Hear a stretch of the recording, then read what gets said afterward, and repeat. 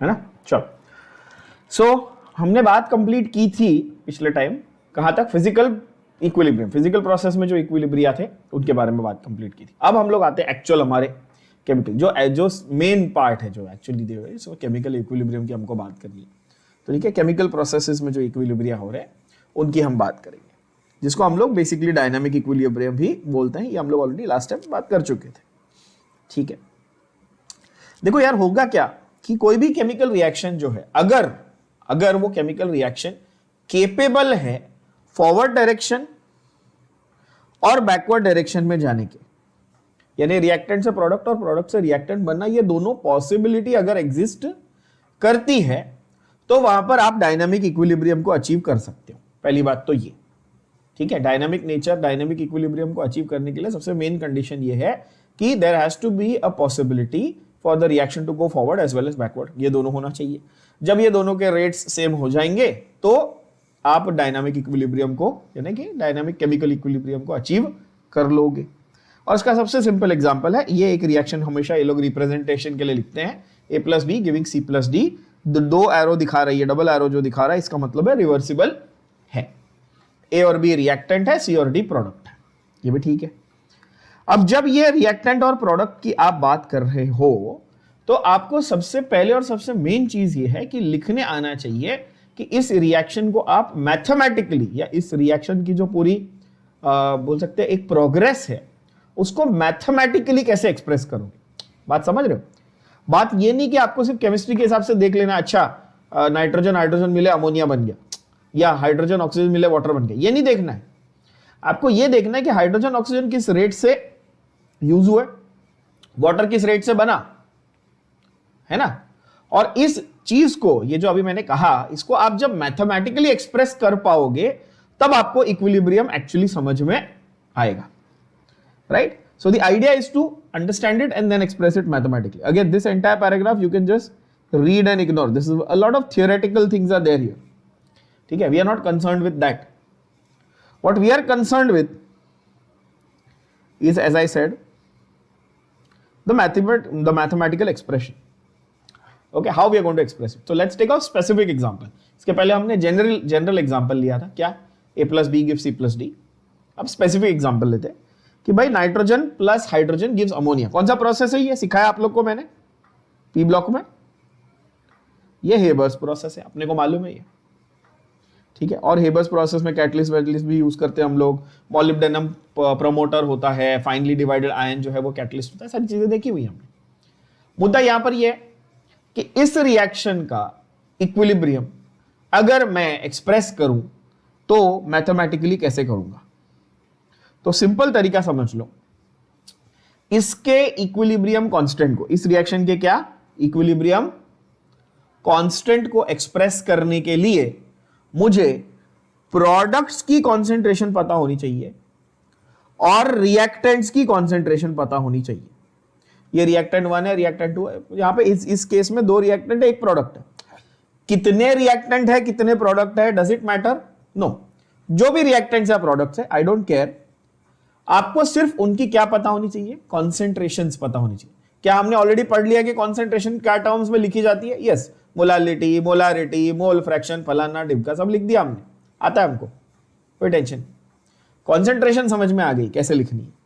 करना क्या है कि अगर आपको इक्विलिब्रियम कांस्टेंट बताना है किसी भी केमिकल रिएक्शन का, तो आपको सिर्फ करना है product concentration upon reactant concentration. Square bracket का मतलब you are showing concentration. Mind you, please keep in mind here, I am not showing change in concentration. देख लो ध्यान से, I am not showing change, I am showing at equilibrium कितना concentration है, कितना concentration बचा है। मैं change नहीं दिखा रहा हूं, change हम लोग केमिकल काइनेटिक्स में करते हैं जब रेट ढूंढ रहे हैं। हम यहां पे बोल रहे हैं कितना है तुम्हारे पास, कब, जब तुम इक्विलिब्रियम पहुंच गए। उसको मैथमेटिकली कैसे एक्सप्रेस करोगे, इक्विलिब्रियम कांस्टेंट के नाम से उसको कैसे एक्सप्रेस करोगे, इक्विलिब्रियम कांस्टेंट। कुछ लोग के लिखते हैं, कुछ लोग के सी लिखते हैं, ठीक है। Equilibrium constant for a given chemical reaction, that is fine, okay, no problem. आगे क्यूसी भी आएगा, अभी बताऊंगा क्या होता है। पहले समझो कि product concentration upon reactant concentration, ये सिंपल मैथमेटिकल तरीका है। आप बोलोगे ठीक है भाई ये तो मैथमेटिकल तरीका हुआ, बट ये मैथमेटिकल तरीके पे पहुंचे कैसे? क्या हवा में पहुंच गए? नहीं, एक्सपेरिमेंट किया और पता किया। कैसे एक्सपेरिमेंट किया, जरा थोड़ा सा पीछे जाते हैं, उसको समझते हैं कि क्या एक्सपेरिमेंट किया और कैसे किया। तो उन्होंने क्या किया, यही जो आपका हेबर्स प्रोसेस जो था, यही जो आपका अमोनिया का जो हेबर्स प्रोसेस था, उसमें उन्होंने क्या किया कि भाई पहले ये पूरा एक्सपेरिमेंट करके देखा कि इतना नाइट्रोजन और इतना हाइड्रोजन डालने पे इस तरह से रिएक्शन इतने टाइम में हो रहा है। रेट ऑफ फॉरवर्ड रिएक्शन उन्होंने डिस्कस किया, देखा, मतलब उसको चार्ट आउट किया। बोले ठीक है। तो क्या उन्होंने, हेबर ने क्या किया, he added known amounts of hydrogen and nitrogen, maintained high temperature and pressure, and at regular intervals he calculated, अच्छा 10 मिनट बाद इतना अमोनिया बना, 20 मिनट बाद इतना अमोनिया बना, 30 मिनट बाद इतना अमोनिया बना, ठीक है। At regular intervals he determined the amount of ammonia present. तो ही वाज नोइंग कि भाई इतने टाइम में इतना अमोनिया बन रहा है। अब उसने उसको नेक्स्ट स्टेप में क्या किया, उसने क्या किया कि जो हाइड्रोजन था उसकी जगह पे उसने क्या कर लिया, ड्यूटेरियम ले लिया। हाइड्रोजन की क्या जगह पे क्या किया, same synthesis of ammonia, now carried out with exactly सारी same conditions, but now they used what, deuterium in place of hydrogen. क्या ये सिमिलर चीज मैंने आपको पिछले लेक्चर में भी बताई थी कि रेडियो एक्टिव आइसोटोप्स यूज करके प्रूव करते हैं हम लोग, याद होगा मैंने कहा था ये जब भी प्रूफ करना है तो रेडियो एक्टिव आइसोटोप। तो यहां पर भी वही किया भाई, एक्सपेरिमेंटली ढूंढा, क्या रेडियो एक्टिव आइसोटोप लिया, किसका, हाइड्रोजन का, नाम क्या है, ड्यूटेरियम। अब हाइड्रोजन के केस में ट्रिटियम होता है एक्चुअली रेडियो एक्टिव। अगर आपको कंक्लूसिवली प्रूव करना तो आप ट्रिटियम भी ले सकते थे। D2 जो है ये हैवी हाइड्रोजन है, रेडियो एक्टिव नहीं है बट हैवी हाइड्रोजन है, ठीक है। तो क्या है, फंडा वही है कि आप कुछ नया लो, ठीक है, आप वेदर हैवी आइसोटोप ले लो या आप रेडियो एक्टिव आइसोटोप ले लो, तो क्या होगा कि आपको जो प्रोडक्ट मिलेगा उसमें आपको फिक्स पता चलेगा कि अच्छा ये वाली चीज ना यहां पे आई है ना, कि मतलब जो अमोनिया बना उसका मॉलिक्यूलर मास अलग मिलेगा। दिमाग में जा रहा है, पहले जो अमोनिया बन रहा था इसका मास कितना था, 17 था, क्योंकि आपको पता है नाइट्रोजन वाज 14, हाइड्रोजन वाज 1/3। लेकिन अब जो बन रहा है वो ND3 बन रहा है ना, और ड्यूटेरियम कितना है मास, 2। तो अब कितना हुआ अमोनिया का मास, 14 + 6 हो गया 20। पहले 17 था, अभी कितना हो गया, 20 हो गया। मतलब ये जो चेंज आया इसको आप पहले कैलकुलेट कर लोगे। फंडा क्या है जरा समझो। तो रिएक्शन मिक्सचर्स जो थे वो H2 लो या D2 लो, वो इक्विलिब्रियम पहुंच रहे सेम कॉम्पोजिशन पे।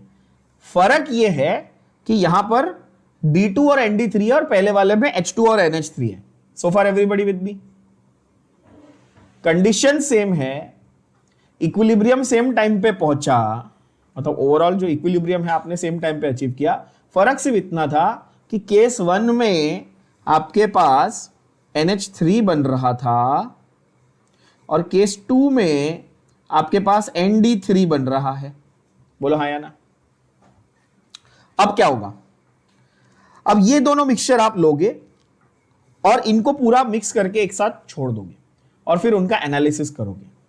और एनालिसिस करने के बाद पता चला लेटर, जब इसका मिक्सचर का उन्होंने एनालिसिस किया, they found that the concentration of ammonia is just the same as before. बोला ऐसे कैसे, जब उन्होंने मिक्स किया तो उनको अमोनिया का कॉन्सेंट्रेशन क्या मिला, सेम मिला। अब ये तो अजीब है, क्योंकि यार हमने तो दो अलग अलग टाइप के अमोनिया बनाए थे, एक नॉर्मल वाला और एक हैवी वाला। क्या ये बात समझ में आ रही है? तो जब मिक्स किए तो ऐसा क्यों हुआ, तो उसके लिए उन्होंने यूज किया मास स्पेक्ट्रोमीटर, जो एटॉमिक स्ट्रक्चर में अपन पढ़ते हैं, है ना। वेरी स्मॉल मासेस को आप मेजर करने के लिए क्या यूज करते हो, मास स्पेक्ट्रोमीटर यूज करते हो। और उनको यह पता चला कि यार जो अमोनिया और दूसरा ड्यूटेरियम कंटेनिंग जो फॉर्म्स थे ना, उसके क्या बन गए, कुछ मिक्सचर्स बन गए। दैट इज वाई ओवरऑल आपको कॉन्सेंट्रेशन सेम मिली। तो यहां पर क्या हुआ कि आपके पास जो NH3 था उसके अलग नए फॉर्म्स बने। कैसे वाले, देखो, एक एक हाइड्रोजन को रिप्लेस करते जाओ, किसके साथ, एक एक हैवी हाइड्रोजन के साथ। ये हम क्या एक्सपेक्ट कर रहे थे कि सिर्फ ये और ये दो ही फॉर्म्स रहेंगे, बरोबर है। पर उस मिक्सचर में ऐसे भी फॉर्म्स मिले जहां पर हैवी वाले हाइड्रोजन ने नॉर्मल वाले हाइड्रोजन को रिप्लेस करके रखा हुआ था। क्या ये बात समझ में आ रही है? ठीक है, इस तरह से। तो ये पूरा जो कंडीशन एक क्या बोलते हैं दिखा, ये एक्सपेरिमेंटली ऑब्जर्व किया गया, एक्सपेरिमेंटली ये सारी चीजें ऑब्जर्व की गई स्पेक्ट्रोमीटर पे। तो उससे पता चला, उससे कंक्लूजन उन्होंने ये निकाला कि यार ये जो H और D का जो एक्सचेंज चल रहा है ना, स्क्रैम्बलिंग बोला उन्होंने उसको, स्क्रैम्बलिंग समझते हो ना, स्क्रैम्बल करना किसी चीज को, मतलब कि पूरा मिक्स कर देना। तो ये हाइड्रोजन और ड्यूटेरियम का ये जो एक्सचेंज चल रहा है, ये इसलिए चल रहा है कि फॉरवर्ड और बैकवर्ड, फॉरवर्ड और रिवर्स रिएक्शन चल रहे हैं। मतलब कि समझे, ये वाला अमोनिया ये बनने की कोशिश कर रहा है, ये वाला अमोनिया ये बनने की कोशिश कर रहा है, तो बीच के भी कुछ स्टेजेस आपको हमेशा दिखेंगे, बीच के भी कुछ स्टेजेस दिख रहे हैं। और ये एक्सपेरिमेंटली उन्होंने ऑब्जर्व करके प्रूव करके दिखाया। बोलोगे ठीक है। अगर रिएक्शन एक पर्टिकुलर जगह पे जाके स्टॉप हो जाता, सपोज सिर्फ NH3 दिखता या सिर्फ ND3 दिखता, बरोबर है, तो मिक्सिंग नहीं होती। बट दोनों दिख रहे, इससे क्या प्रूव हुआ कि भाई मिक्सिंग हो रही है, मिक्सिंग हो रही है। मिक्सिंग कैसे हो रही है कि भाई सादा वाला हाइड्रोजन और जो हैवी वाला हाइड्रोजन है वो दोनों मिक्स हो रहे हैं। ठीक है, तो आप बोलोगे ओके, तो उस मिक्सिंग से हमको क्या लेना देना? तो उस मिक्सिंग से ही तो ये प्रूव हुआ कि जब प्रोडक्ट्स बन रहे थे, जब प्रोडक्ट्स बन गए, ठीक है, तभी भी एक एक्सचेंज चालू था, एक्सचेंज चालू था जब तक इक्विलिब्रियम नहीं बन गया। इक्विलिब्रियम कैसे बना? जब सब टाइप के कॉम्बिनेशंस तैयार हो गए, NH2D भी बन गया, NHD2 भी बन गया, ND3 भी, सब टाइप के कॉम्बिनेशन बन गए, तब आपका equilibrium well and truly achieve हो गया, तब जाके ये स्टेबलाइज हो गया। अब फंडा ये कि इसको आप एक्सप्रेस कैसे करते हो लॉ के फॉर्म में, तो या डेफिनेशन के फॉर्म में, a chemical reaction is set to reach a state of dynamic equilibrium when the rate of forward reaction becomes equal. After this there is no change in composition. एक बार ये equilibrium पहुंच गया, उसके बाद क्या होगा? कॉम्पोजिशन में कोई भी ओवरऑल चेंज अब इसके बाद में नहीं आएगा। ठीक है, तो इस एक्सपेरिमेंट के बेसिस पे बाकी चीजें फिर धीरे धीरे बिल्डअप की गई, फिर ग्राफिकल रिप्रेजेंटेशन किया गया सेम चीज का। ठीक है, सिर्फ सेम चीज का क्या किया गया? ग्राफिकल रिप्रेजेंटेशन किया गया। अब ग्राफिकल रिप्रेजेंटेशन को भी समझते हैं। जैसे कि हेबर्स प्रोसेस ले लो, तो उन्होंने बोला भाई मैंने डाइहाइड्रोजन सबसे ज्यादा लिया था, मोलर कॉन्सेंट्रेशन सबसे ज्यादा किसकी ली थी मैंने शुरू में? हाइड्रोजन के मैंने 3 मोल लिए थे, अग्रीड? हाइड्रोजन के मैंने 3 मोल लिए थे, नाइट्रोजन का मैंने 1 ही मोल लिया था। ठीक है, और अमोनिया का तो मेरे पास 0 मोल थे शुरू में, क्योंकि अमोनिया तो बना ही नहीं था रिएक्शन चालू करने से पहले। ठीक है, अब वो क्या बोल रहे हैं कि ग्राफिकली देखो आप, अब वो बोल रहे हैं कि हाइड्रोजन धीरे धीरे कम होते जा रहा है। देखो हाइड्रोजन धीरे धीरे कम होते जा रहा है, नाइट्रोजन भी धीरे धीरे कम होते जा रहा है, जहां पे शुरू किया था उधर से नीचे आ रहा है। ठीक है, लेकिन हाइड्रोजन ऐसा क्यों नहीं जा रहा? मतलब कि 3 से चालू करके 0 की लाइन तक क्यों नहीं जा रहा है वो? क्यों भाई? क्योंकि हाइड्रोजन की क्वांटिटी कम होते होते एक पॉइंट पे आएगी, उसके बाद स्टेबलाइज हो जाएगी, मींस नो नेट चेंज, इसके आगे नो नेट चेंज दिखेगा। देखो स्ट्रेट लाइन हो गई ना। ठीक है, सेम वे अमोनिया की कॉम्पोजिशन 0 से चालू होगी, एक मैक्सिमम कॉन्सेंट्रेशन तक वो पहुंच चुका है, मतलब कि रिएक्शन यहां तक कंप्लीट हो गया, अब रुक गया। ऐसा तो नहीं कि अमोनिया बनता ही चला जा रहा है, ऐसा हो रहा है क्या? अमोनिया की कॉन्सेंट्रेशन बढ़ते ही जा रही है विद टाइम? नहीं, है ना। अमोनिया की कॉन्सेंट्रेशन एक पीक पे आके रुक गई है, मतलब रुक गई एज इन अब इससे ज्यादा नहीं होगी, अब ये इसी को स्टेबल मान के इसी लाइन को या पैरेलल चलेगी। जैसे तुम्हारी हाइट बढ़ते बढ़ते एक एज तक बढ़ती है, उसके थोड़ी कंटिन्यूस तुम ताड़ जैसे लंबे हो रहे हो, है ना। तो स्टेबलाइज हो गया एक पॉइंट पे आके, ये स्टेबलाइज होना दैट इज इक्विलिब्रियम। सो यहां पे जब ये तीनों ऐसे फ्लैट हो गए ना लाइंस, ये है इक्विलिब्रियम। बात समझ में आई? बोलो हाँ या ना। और एक पॉइंट है जहां से ये लाइंस फ्लैट होनी शुरू हुई, देखो ये कर्व कर्व कर्व कर्व होते होते फिर कहां से फ्लैट होनी शुरू हो गई? ये पॉइंट से ये फ्लैट होनी शुरू हो गई, तो वो है आपका पॉइंट ऑफ इक्विलिब्रियम। और उसके बाद there is no net change. क्या ग्राफिकली ये बात समझ में आई आपको? बोलो हाँ या ना एवरीबॉडी। स्टेबलाइज हो गई कॉन्सेंट्रेशन, अब हो गई स्टेबलाइज। अब जब तक आप उंगली नहीं करोगे तब तक कॉन्सेंट्रेशन नहीं बदलेगी। नेचर ने उसको स्टेबलाइज कर दिया। अब मैं उसमें उंगली करूं, मैं कैटलिस्ट डालूं, टेम्परेचर बदलूं, प्रेशर बदलूं और हाइड्रोजन डाल दूं और नाइट्रोजन, कुछ उंगली मैं करूं तो अलग बात है, तो अलग बात है। बट नेचर चाहता है कि ये, तो ये ग्राफिकल हो गया, मैथमेटिकल मैंने आपको इक्वेशन बता ही दिया, एक्सपेरिमेंटल, तीनों तरीके से हमको समझ में आना चाहिए, तीनों तरीके से हमको इक्विलिब्रियम समझना, ठीक है। अब सिमिलर एग्जांपल उन्होंने HI का भी दिया हुआ है, ठीक है। HI यानी कि हाइड्रोजन आयोडाइड, सिमिलर फंडा है। हाइड्रोजन आयोडाइड तो बहुत ही बेहतरीन एक एग्जांपल है रिवर्सिबिलिटी का, क्योंकि भाई HI जो है वो बहुत ही अच्छा, बहुत ही strong, one of the strong reducing agents है, ये याद रख लेना, ऑर्गेनिक केमिस्ट्री में बहुत काम आता है। HI क्या है, one of the strongest reducing agents है। H और I की बॉन्ड लेंथ तो बहुत ज्यादा है ना, तो आयोडीन बहुत अच्छा फटाक से ब्रेक करके I2 बना देता है, तो ये रिवर्स हो जाता है। फंडा सेम, पूरा वही, आपको वैसा ही सिमिलर एक ग्राफ भी मिलेगा। अब यहां पर क्या है कि ये जो पूरा हमने एक्सपेरिमेंटली देखा या ग्राफिकली देखा, ये सब कुछ ठीक है, उसमें से हमने लॉ ऑफ केमिकल इक्विलिब्रियम और इक्विलिब्रियम कांस्टेंट का जो इक्वेशन है वो डिराइव किया। तो लॉ ऑफ केमिकल इक्विलिब्रियम क्या था, जिसको हम लोग, आप basically law of mass action के नाम से भी बहुत लोग जानते हो, पता ही है सबको। वो ये बोलता है कि given any reaction that is A+B gives C+D, ऐसा कोई भी रिएक्शन अगर आपको दिया हो तो उसको आप एक्सप्रेस ऐसे करते हो, Kc इज C और D का कॉन्सेंट्रेशन अपॉन A और B का कॉन्सेंट्रेशन, जो मैंने ऑलरेडी अभी 5 मिनट पहले लिखा था, यानी कि जनरलाइज्ड में लिखूं तो product concentration upon reactant concentration. क्या ये बात से आप सब लोग अग्री करते हो? यस। एक छोटा सा यहाँ पे MCQ का पॉइंट है, ये किसने दिया था, ये एक्सपेरिमेंटल स्टडीज, जैसे कि हेबर ने अपने हेबर को अपने प्रोसेस से मतलब था, हेबर ने अपने प्रोसेस के लिए काम किया था, जनरलाइज नहीं किया था। जनरलाइज स्टडी की गई थी इन जनरल केमिकल रिएक्शंस के इक्विलिब्रियम पे by Maximilian Guldberg and Peter, many people call him Vaj, some people call him Wage. I think Vaj or Vag would be a better pronunciation. Vag would be Maharashtrian, yes. Wagh Saheb, Peter Wagh Saheb आले होते आपले, त्यांनी ते experiment केलं, खूप चांगलं काम केलं, but I speak fluent Marathi. So Guldberg and Vaj, okay, actually gave us the idea of the equilibrium equation, and this becomes a factual MCQ point. So इसको मार्क करके रख लेना बच्चों, ठीक है।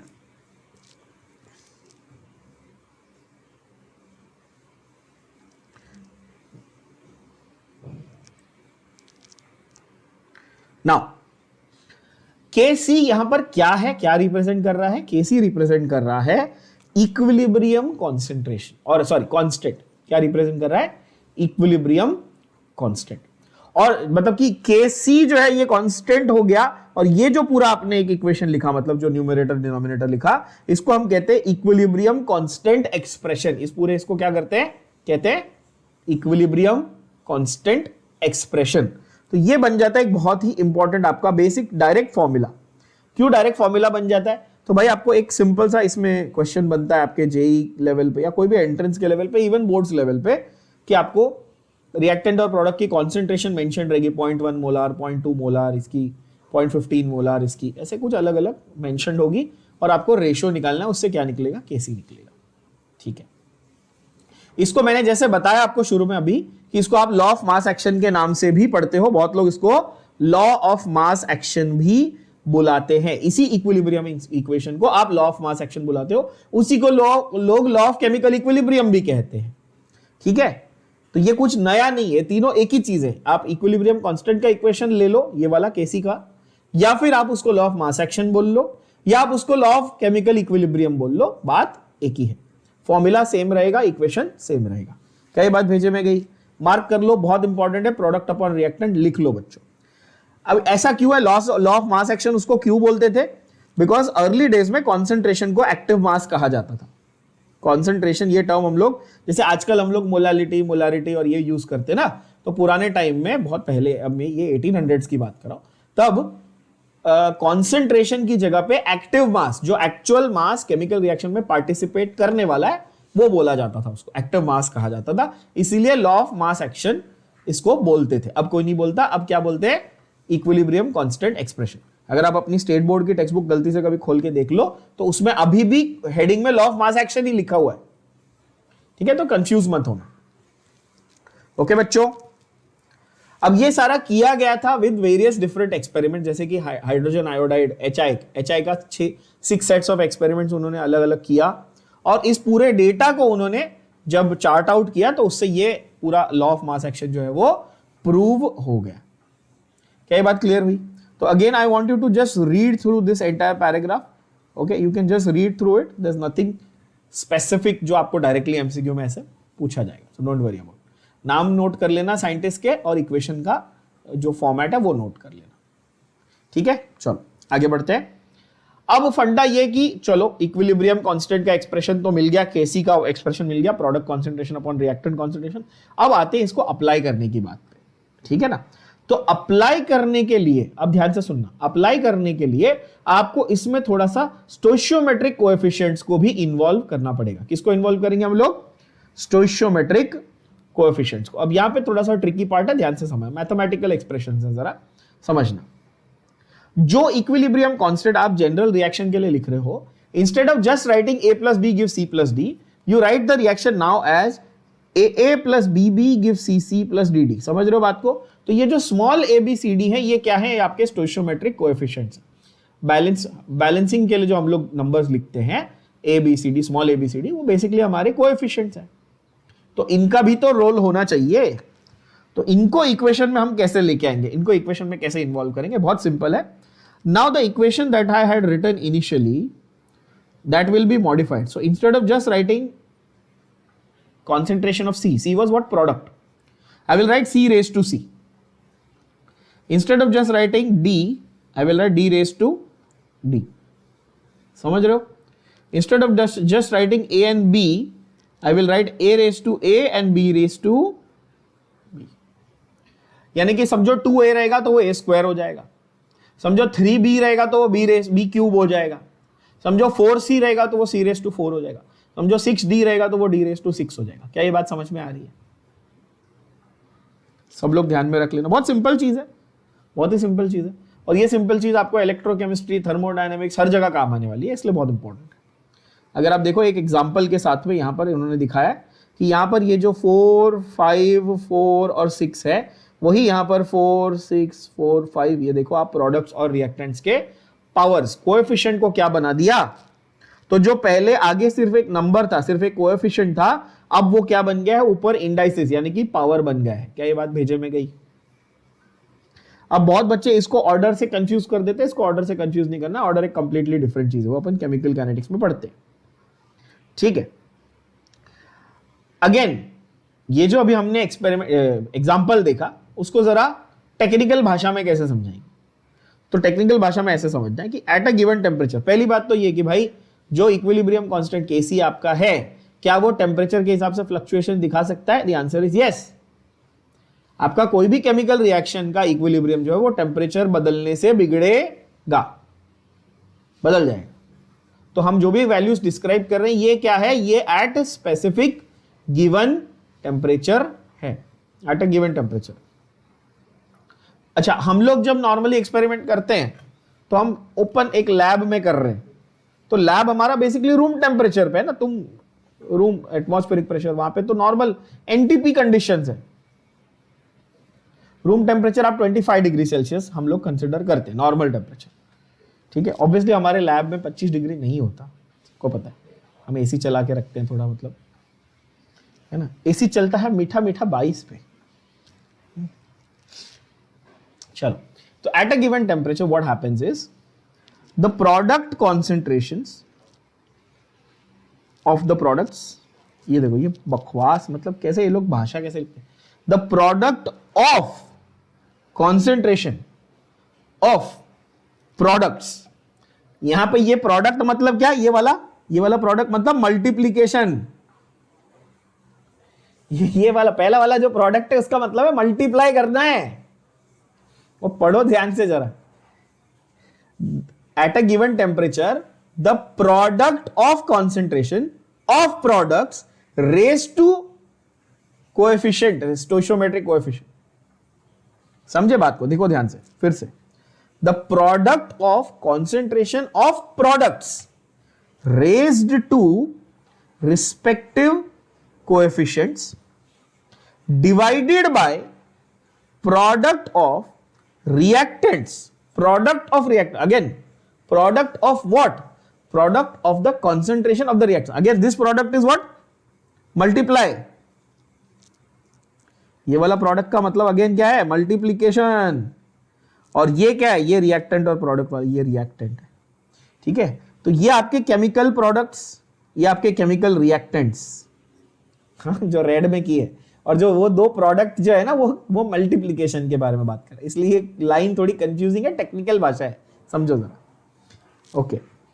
Raised to again their coefficients, this is known as the equilibrium law or the law of chemical equilibrium, or earlier called the law of mass action. Clear हुआ ये सबको, भाषा समझ आई, गड़बड़ नहीं करना, ठीक है। मल्टीप्लीकेशन है ना, मल्टीप्लाई, ठीक है, ये मल्टीप्लाई इसका मतलब है, ओके। तो वो ये कह रहा है कि न्यूमरेटर में प्रोडक्ट की कॉन्सेंट्रेशंस को मल्टीप्लाई करो, डिनोमिनेटर में रिएक्टेंट की कॉन्सेंट्रेशंस को मल्टीप्लाई करो, दोनों के स्टोइशियोमेट्रिक कोएफिशिएंट्स का ध्यान भी रखो, और फिर दोनों को आपस में डिवाइड कर दो, तो ये जो आपको मिलेगा वो आपको आपका केसी मिलेगा, ठीक है। अब बोलोगे ओके, नो प्रॉब्लम। अब आते हैं नेक्स्ट स्टेप पे। तो उन्होंने एक्सपेरिमेंटली ये भी प्रूव किया था कि equilibrium constant for a reverse reaction is inverse of the equilibrium constant for the forward. तो ऑब्वियस है, इसमें क्या नया है, इसमें कौन सी बड़ी बात है। अगर एक रिएक्शन ऐसा A बिकम्स B, तो इसका केसी कैसा रहेगा, B का कॉन्सेंट्रेशन अपॉन A का कॉन्सेंट्रेशन हो जाएगा, है ना। और यही अगर मैं रिवर्स के लिए लिखूं, तो अब B रिएक्टेंट है, A प्रोडक्ट है, तो 1 अपॉन केसी हो जाएगा। सही बात है बच्चों, करेक्ट, 1 बाय केसी। तो इसमें कौन सी बड़ी बात है, तो आप मैथमेटिकली समझ ही सकते हो। तो इसलिए equilibrium constant of reverse reaction is inverse of that for the forward reaction, ठीक है ना। तो K हो गया, और K डैश, K प्राइम बोल सकते हैं, K डैश बोल सकते हैं, वो उसका रिवर्स के लिए है। तो ऐसे आप किसी भी गिवन रिएक्शन का Kc वैल्यू यानी कि इक्विलिब्रियम कांस्टेंट वैल्यू लिख सकते हो, ठीक है। अब उन्होंने फॉर वेरियस जेनेरिक रिएक्शंस उन्होंने दिया हुआ आपको, जेनेरिक रिएक्शंस, जैसे कि यहां पे आप देख सकते हो AA plus BB give CC plus DD, इसके लिए इक्विलिब्रियम कांस्टेंट है Kc। उल्टा कर दो यानी कि रिवर्स कर दो, तो उसमें आप K डैश C बोल दोगे या K प्राइम C बोल दोगे, मतलब उसका इनवर्स यानी कि उसका 1 बाय Kc उन्होंने कर दिया। और एक इंटरेस्टिंग उन्होंने एग्जांपल दिया हुआ है यहां पे आपको, और तरीका एक दिया हुआ है कि अगर आप स्टोइशियोमेट्रिक कोएफिशिएंट्स को चेंज करते हो by multiplying through out by one common factor, by multiplying throughout by one common factor. I'll give you a specific example. जैसे मैं आपको बोलूं ये लो इथेन, उसको आप हीट कर दो ऑक्सीजन के साथ, it will give you CO2 plus H2। ये हमने ऑलरेडी रिएक्शन देखा हुआ है, सबको आता ही। और इसमें मैं बोलूं कि बैलेंसिंग ऐसी है, 2 CO2 है, 2 2 4 और एक 5, तो ये 5/2 O2 है, बराबर है एवरीबडी। नहीं सॉरी, 5/2 O2 कैसे, ये होगा 3 2 6, हाँ 3n प्लस 1/2, ये हमारे पास, हाँ ये शॉर्ट आंसर हमारे पास ऐसे आ जाता है। तो 3 × 2 + 2 यानी कि 7/2 हो जाएगा ना, ये आ जाएगा 7/2, ठीक है। अब फंडा ये कि अगर मैं पूरे इक्वेशन को 2 से मल्टीप्लाई कर दूं, किससे मल्टीप्लाई कर दूं, 2 से, तो ये 2, ये हो जाएगा 14, ये हो जाएगा 4, सॉरी वो 7, हाँ वो 7/2 था ना, तो 7 ही रहेगा, ये हो जाएगा 4 और ये हो जाएगा 6। अब ये नया इक्वेशन बन गया। ये इक्वेशन अभी भी उसी इक्वेशन को फॉलो कर रहा है, बट जस्ट दैट ये पूरा का पूरा इक्वेशन एक कॉमन फैक्टर से मल्टीप्लाइड है। समझो वो कॉमन फैक्टर है n, ऐसा एक एग्जांपल मैंने आपको दे दिया। तो क्या करने का ऐसे केस में, तो अब नया जो इक्विलिब्रियम कांस्टेंट है वो K"C है, राइट, K"C है। तो उसमें ओरिजिनल K से उसका क्या रिलेशन है, ओरिजिनल K से उसका क्या रिलेशन रहेगा, तो वो n टाइम्स रहेगा ना ओरिजिनल k का, बोलो हाँ या ना, ओरिजिनल k का k रेस टू n, क्योंकि आपने हर एक स्टोइशियोमेट्रिक कोएफिशिएंट को सेम n से ही मल्टीप्लाई किया, तो वो रेस टू में आ जाएगा, यस पावर में आ जाएगा, तो k रेस टू n हो गया। तो जो भी आपका ओरिजिनल kc था उसको रेस टू n कर दोगे तो ये इस फैक्टर में मिल जाएगा। जैसा मैंने कहा कि सम्स कैसे बनते, तो जरा एक छोटा सा सम भी देख लेते, सॉल्व नहीं करना, सिर्फ देख लो, अपने आप समझ में आ जाएगा। कॉन्सेंट्रेशंस दी हुई है नाइट्रोजन हाइड्रोजन की, नाइट्रोजन की कितनी दी है बेटा 1.5 इंटू 10⁻²⁻² मोलार, हाइड्रोजन की कितनी दी है 3 इंटू 10⁻² मोलार, अमोनिया की कितनी दी है 1.2 इंटू 10⁻² मोलार। तो तीनों की कॉन्सेंट्रेशन दी हुई है, आपको बैलेंस्ड इक्वेशन लिखने आता ही है ऑलरेडी, आपको बोलेगा भाई केसी निकालो, क्या करना है प्रोडक्ट अपॉन रिएक्टेंट, खत्म। देखो आपको पता ही है बैलेंस्ड इक्वेशन है हमारा हेबर्स प्रोसीजर, तो नींद में से उठ के भी बता दोगे, है ना। Nitrogen sorry ammonia raise to 2 क्योंकि यहाँ पे 2 है, हाइड्रोजन रेस टू 3 बिकॉज यहाँ पे 3 है, और नाइट्रोजन यहाँ पे कुछ नहीं था तो इसलिए रेस टू 1 ही है, मतलब 3, और जो भी है वैल्यू सब्स्टिट्यूट करो, आंसर आ गया, खत्म। इतना इजी क्वेश्चन आता है, क्या ये बात समझ में आई? ओके, तो ये इस टाइप का क्वेश्चन आपका बनता है किसमें, केसी यानी कि लॉ ऑफ मास एक्शन में, या के आपके इक्विलिब्रियम कांस्टेंट की कैलकुलेशन में ऐसा बनता है, ठीक है। तो ऐसा क्वेश्चन आप मेंस के लेवल या नीट के लेवल, मतलब कि मेंस और नीट का लगभग सेम लेवल होता है, उसमें एक्सपेक्ट कर सकते हो। होमोजेनियस इक्विलिब्रिया अगला कॉन्सेप्ट, छोटू सा कॉन्सेप्ट है, कोई बहुत बड़ी चीज नहीं है। होमोजेनियस इक्विलिब्रिया हम लोग कब वर्ड यूज करेंगे, जब सब कुछ कैसा है, सेम फेज में है, और सेम फेज में खास करके अगर गैसियस फेज में है तो बहुत मजेदार चीज होती है। सेम फेज तो ठीक है, सेम फेज हो गया तो होमोजेनियस, ये तो किसी को भी मालूम है। अगर सेम फेज में सारे के सारे गैसियस फेज में है तो कॉन्सेंट्रेशन को हटा दो, अब प्रेशर को यूज करो, कॉन्सेंट्रेशन को लात मारो, क्या यूज करो, प्रेशर। तो जो अमोनिया वाला एग्जांपल हम लोग कब से ले रहे हैं, नाइट्रोजन हाइड्रोजन अमोनिया, क्या उसमें सारे गैसेस हैं, बोलो हाँ या ना, सारे गैसेस हैं, तो क्या उसके लिए ये वाला फंडा एप्लीकेबल है, हाँ। तो इक्विलिब्रियम कांस्टेंट अगर गैसियस सिस्टम में है तो पहले हम लोग मोलर कॉन्सेंट्रेशन की बात करते हैं। कब मोलर कॉन्सेंट्रेशन की बात करेंगे, जब ये जनरली हम लोग सॉल्यूशंस की बात कर रहे हैं, ऑलरेडी चैप्टर देख चुके हैं हम लोग, जब हम लोग सॉल्यूशंस की बात करें तो हम लोग मोलर कॉन्सेंट्रेशन की बात करते हैं। पर अगर हम लोग सिर्फ और सिर्फ गैसेस की बात कर रहे हैं तो ऑब्वियसली हर गैस जो है उसको हम लोग ऐसे ट्रीट करते हैं कि वो आइडियल गैस इक्वेशन को फॉलो करे, जबकि वो एक्चुअली रियल गैस इक्वेशन को फॉलो करती है ना। आइडियल और रियल में फर्क होता है, वो तो हम लोग डिटेल में पढ़ते ही हैं। पर समझो मान लो आइडियल, तो जैसे यहां पर H2 और I2 गिव्स HI, ये भी गैसेस ही है। I2 आप बोलोगे गैसेस नहीं, हाँ I2 को गैसियस फॉर्म में यूज किया जाता है इस इक्वेशन में, ये भी ध्यान में रख लेना है। तो बच्चे आर्ग्यू करते हैं सर आयोडीन तो सॉलिड होता है, हाँ ठीक है, I2 को यहाँ पे गैसियस फॉर्म में यूज किया जाता है। तो इंस्टेड ऑफ राइटिंग कॉन्सेंट्रेशन, जो स्क्वायर ब्रैकेट है ये क्या था, कॉन्सेंट्रेशन था ना, instead of writing concentration I can now write the pressure, और I should ideally write the pressure only. क्यों?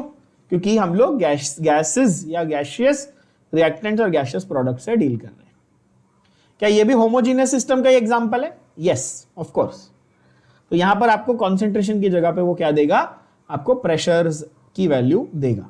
प्रेशर वो आपको पास्कल में, बार में, एटमॉस्फेयर में, लीटर एटमॉस्फेयर, सॉरी लीटर, आपको किसी भी यूनिट में दे सकता है, ठीक है, कोई दिक्कत नहीं। मिलीमीटर ऑफ Hg, जो भी उसको देना है वो दे सकता है। सो ओवरऑल आपका जब अभी हम लोग अगर मिलाएं, इस पूरे इक्वेशन के फंडे को मिला ले, तो क्या समझ में आता है हमको कि भाई Kp, अब आप बोलोगे Kp कहां से आया भाई, तो equilibrium constant when everything is in gaseous form, तो will say with respect to pressure. क्या ये बात समझ में आ रही है? अब मेरा इक्विलिब्रियम कांस्टेंट कैसा है, विद रिस्पेक्ट टू प्रेशर। तो ये समझा, वहां पे Kc क्यों लिखा था? बच्चे पूछते सर इक्विलिब्रियम है तो Ke लिखो ना, नहीं भाई Kc इसलिए लिखा था क्योंकि equilibrium constant with respect to concentration था, वो कॉन्सेंट्रेशन के हिसाब से लिखा था हमने, मोलारिटी के हिसाब से। यहां पे हम किसके हिसाब से लिख रहे हैं? प्रेशर के हिसाब से। ठीक है भाई, तो प्रेशर के हिसाब से pressure of C raise to C, pressure of D raise to D, A raise to A, B raise to B, बरोबर है।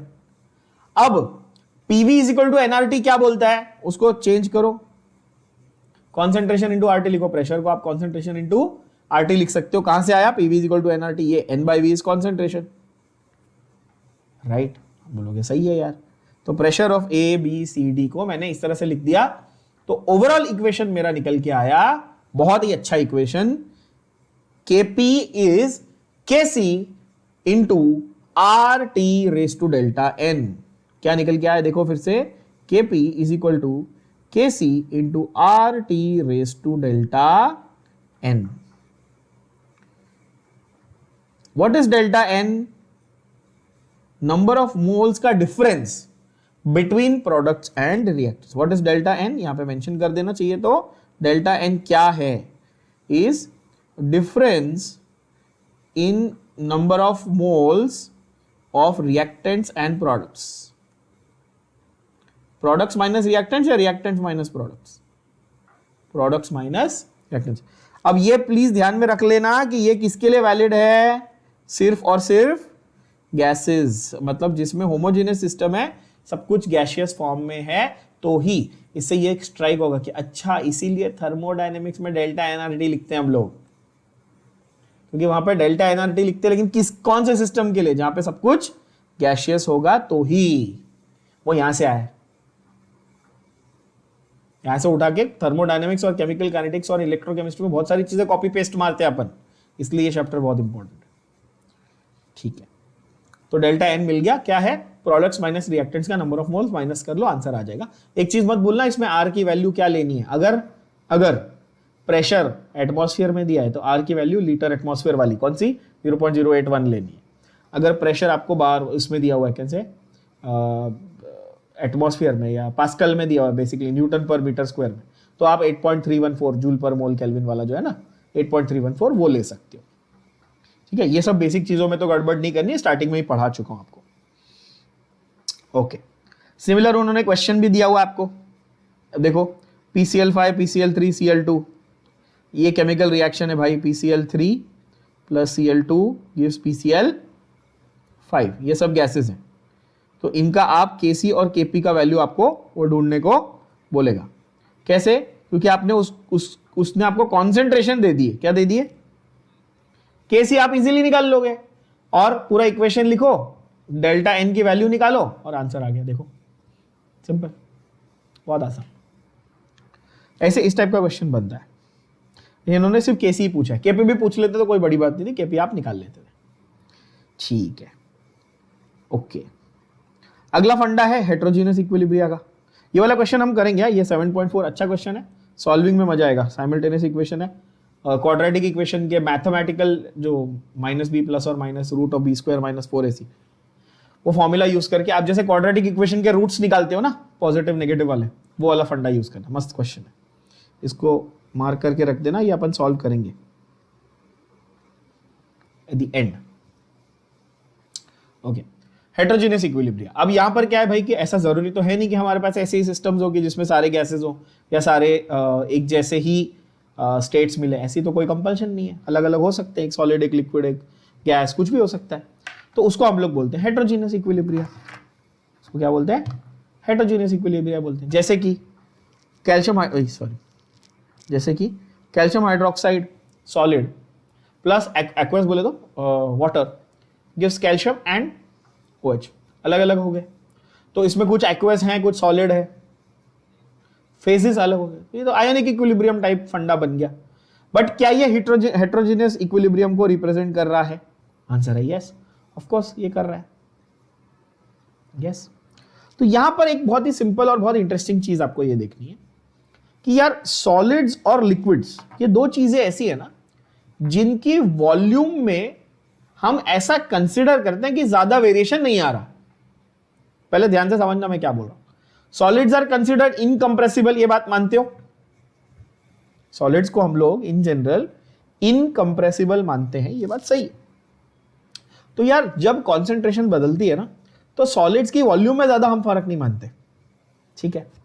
गैसेस की वॉल्यूम में ड्रास्टिक फर्क आता है, ड्रास्टिक, ठीक है। तो गैसेस के केस में हम लोग जो क्या बोलते हैं वॉल्यूम चेंजेस है उनको सिग्निफिकेंट मानते हैं। सॉलिड्स और लिक्विड्स में उतना नहीं, सॉलिड्स में तो इनफैक्ट ना के बराबर, लिक्विड्स में थोड़ा बहुत है। चलो, सो यहां पर जब भी हम लोग आगे इक्वेशंस लिख रहे हैं या लिखेंगे, तो एक चीज पे ध्यान करते जाना कि हम लोग वॉल्यूम के चेंजेस को सिग्निफिकेंट मानेंगे सिर्फ गैसेस के केस में, ठीक है ना। चलो देखें, तो हेटेरोजेनस इक्विलिब्रिया में क्या क्या होता है, सॉलिड्स होंगे, लिक्विड्स होंगे, ठीक है। अगर हम ये मान ले कि प्योर सॉलिड और लिक्विड की कॉन्सेंट्रेशन कांस्टेंट है, यानी कि independent of the amount present, बोलोगे ऐसा क्यों मान लिया हमने, तो यार कॉन्सेंट्रेशन वाज N/V बरोबर है। अगर वॉल्यूम को मैं कांस्टेंट मान रहा हूं, ठीक है, वॉल्यूम को मैं मोर और लेस क्या मान रहा हूं, सॉलिड और लिक्विड के लिए कांस्टेंट मान रहा हूं, तो मैं बोल सकता हूं कि कॉन्सेंट्रेशन भी ओवरऑल मोर और लेस क्या है, कांस्टेंट है। क्या ये अजम्पशन समझ में आया सबको?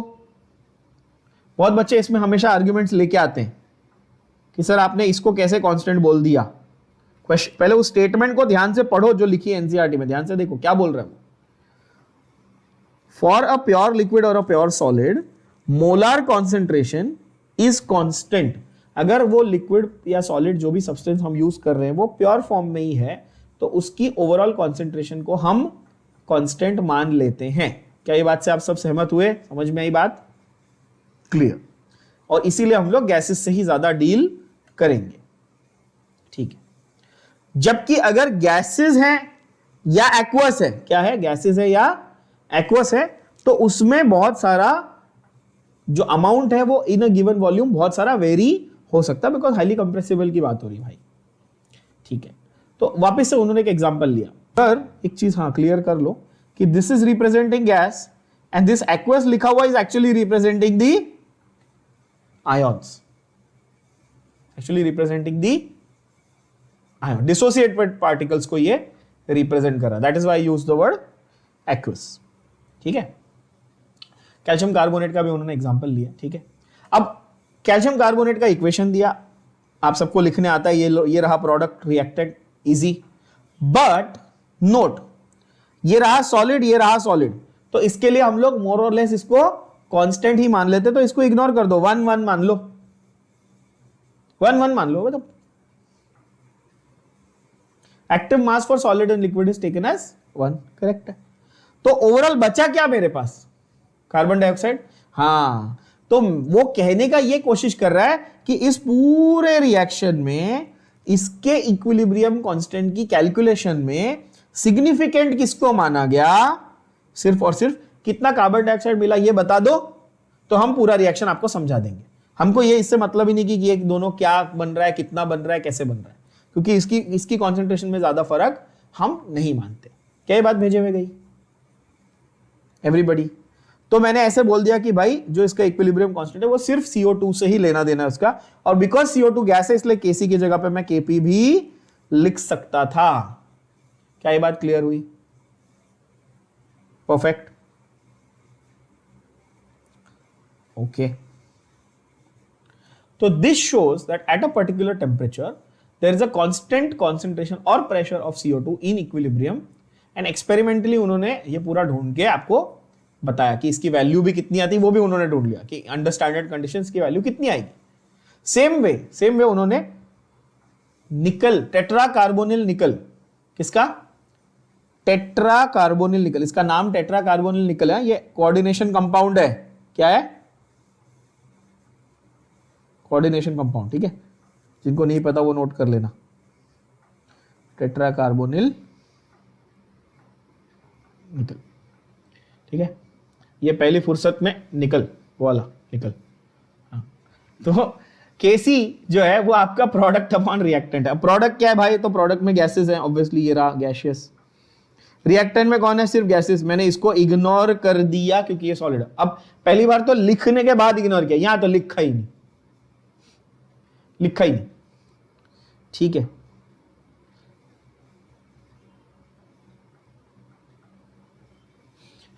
तो हम लोग सिर्फ गैसेस वाले को ही या एक्वस वाले को ही कंसीडर करेंगे। ये 2 पेज भर भर के उन्होंने यही समझाया कि जब भी इक्वेशन लिखो गैसियस और एक्वस को कंसीडर करो, बाकी को मारो गोली। क्लियर बच्चे लोग? Yes, okay. सेम एक और एग्जांपल है, फिर से इसके लिए भी देख लो। तो एक्वस को कंसीडर करने का, एक्वस को कंसिडर करने का, लिक्विड को कंसिडर नहीं करने का, सॉलिड को कंसिडर नहीं करने का। ये देखो एक्वस, ये देखो एक्वस, स्टोइशियोमेट्री 2:2, स्टोइशियोमेट्री 2:2। क्या ये पूरा क्लैरिटी के साथ बैठ गया? कोई टेंशन नहीं, बढ़िया, इस तरह से, है ना। तो यहां पर भी आपको कोई भी आपको केसी लिखना हो तो आपको क्या क्या रूल्स फॉलो करना है समझ में आ गया। अच्छा, एक और इंटरेस्टिंग चीज जो उन्होंने अलग से, पता नहीं क्यों बॉक्स में लिख के दी, बड़ा मजा आता है उनको बॉक्स बनाने में, ठीक है। तो ये जो बॉक्स उन्होंने बनाया उसमें क्या लिखा है? Units of equilibrium constant. बच्चे कई बार पूछते हैं सर आपने एक भी जगह यूनिट नहीं मेंशन किया। हाँ, नहीं मेंशन किया, क्यों? क्योंकि जो इक्विलिब्रियम कांस्टेंट है वो तो पर्टिकुलर मोलर कॉन्सेंट्रेशंस के ऊपर डिपेंड कर रहा है ना, तो उसका तो यूनिट भी चेंज होते रहेगा, फिक्स थोड़ी रहेगा। अब जैसे यहां पर अगर तुम बोलो कि भाई ये निकल कार्बोनिल जो है इसको मैंने मोलारिटी के टर्म्स में दिया था, यानी कि मोल पर डीएमक्यू है ना, number of moles per litre के टर्म्स में दिया था, और कार्बन डाइऑक्साइड को मैंने प्रेशर के फॉर्म में एक्सप्रेस कर दिया था, यानी कि समझो मैं बोलूं एटमॉस्फेयर या बार, तो मोल पर डीएमक्यू बार ऐसा यूनिट हो जाएगा। इस तरह का कुछ यूनिट बनेगा। जहां कोई और कॉन्सेंट्रेशन का टर्म, जैसे कि इसमें, तो आप एक्वस में इसको भी मोल पर डीएम क्यूब में बोलते और इसको भी मोल पर डीएम क्यूब में बोल देते, और तो दोनों कैंसिल हो जाता, तो फिर तो ये यूनिट लेस हो जाता है कि नहीं। मोल पर लीटर या मोल पर डीएम क्यूब जनरली हम लोग यूज करते हैं कॉन्सेंट्रेशन के लिए, और दोनों का ही स्क्वायर है तो कैंसिल हो जाते है कि नहीं। तो इसलिए यहां पर यूनिट्स जो है उसमें कोई फिक्स ये नहीं है, यूनिट्स आपको डिपेंडिंग केस बाय केस आपको वो करने पड़ेंगे, क्या बोलते हैं, काउंट करने पड़ेंगे यूनिट्स, केस बाय केस आपको निकालने पड़ेंगे। और इसीलिए इंटरेस्टिंग फन फैक्ट ये भी बन जाता है कि बिकॉज यहां पर इक्विलिब्रियम कांस्टेंट का कोई ठिकाना नहीं है, इसलिए केमिकल काइनेटिक्स में रेट कांस्टेंट के यूनिट्स का भी कोई ठिकाना नहीं है। वो भी फर्स्ट ऑर्डर के लिए अलग, सेकंड ऑर्डर के लिए अलग, जीरो ऑर्डर के लिए अलग, ऐसे करते हैं हम लोग, है कि नहीं, बिकॉज वो इसी से डिराइव किया गया है। जा रहा है, बढ़िया, ओके। इक्विलिब्रियम कांस्टेंट के बारे में बहुत कुछ जान लिया हमने, केसी क्या होता है, केपी क्या होता है, और कौन से फैक्टर्स को कंसीडर करते हैं, गैस को, एक्वस को कंसीडर करते हैं, ठीक है, जान लिया कि क्या होता है। अब यह है कि भाई उस जानकारी का क्या करना है, एप्लीकेशंस क्या है, right, what are the applications of equilibrium constant. चलो, ये थोड़ा थ्योरेटिकल है ये पार्ट, इतना कुछ नहीं आएगा इसमें। आप जेई के एडवांस पेपर वगैरह में कुछ थोड़े से जो एकदम कॉन्सेप्चुअल टाइप क्वेश्चन है कि भाई ये 4 स्टेटमेंट है, कौन सा राइट है, कौन सा रॉन्ग है, वो मल्टीपल वाले, मल्टीपल ऑप्शंस करेक्ट वाले, वैसे कुछ क्वेश्चन इसमें से बन सकते हैं। अदरवाइज नॉट रियली इतने कुछ इसमें मेजर चीज, ठीक है ना। तो फटाफट गो थ्रू कर लेते हैं। This expression is applicable only when concentration of reactant and product, मतलब शॉर्ट में बोलूं तो हर जगह चिपका सकते हो क्या ये? नहीं,